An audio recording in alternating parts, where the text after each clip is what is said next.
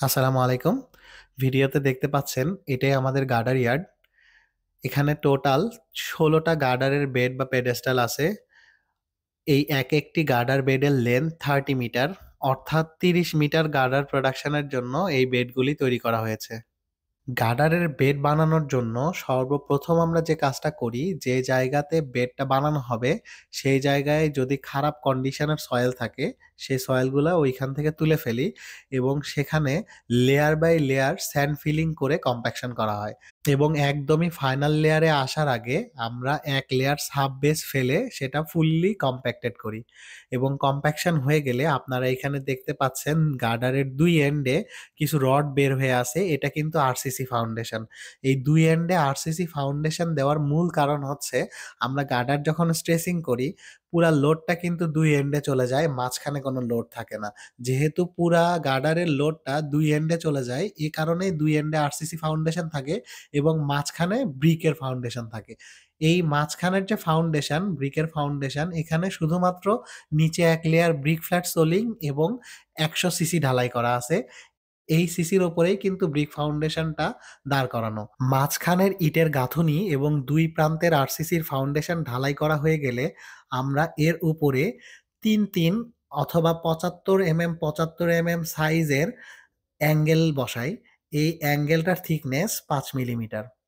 অ্যাঙ্গেলটা সম্পূর্ণভাবে বসানো হয়ে গেলে আমরা অ্যাঙ্গেলটা লেবেল করি এবং এই যে মাঝখানে একটু নির্দিষ্ট দূরত্ব পরপর যে পাইপ বসানো দেখা যাচ্ছে, এই পাইপগুলা কিন্তু শাটারের টাই রডের সাপোর্টের জন্য। এই যে শাটারের টপ এবং বটমে যে টাই রড, এই বটমের টাই রডের জন্যই কিন্তু এই পাইপগুলা দেওয়া হয়েছে। এরপরে লেবেল কমপ্লিট হয়ে যাওয়ার পরে আমরা কাস্টিং করে ফেলি।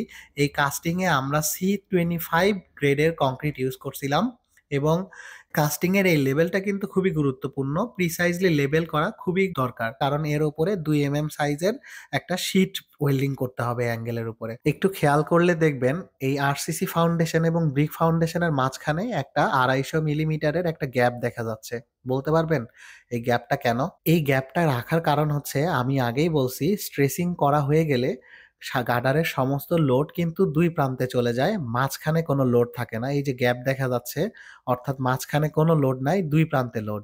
এখন আমরা যদি এইখানে গ্যাপ না রেখে পুরাটা কন্টিনিউ করে দিতাম তখন কিন্তু এই যে লোডের ভেরিয়েশন এর কারণে এখানে ফাটল ধরতো। তাছাড়া আমরা যখন এই গার্ডারটাকে লিফটিং করব তখন কিন্তু এই কেবলটা ঢুকানোর জন্য জায়গা রাখার জন্য কিন্তু এই গ্যাপটা রাখা হয়।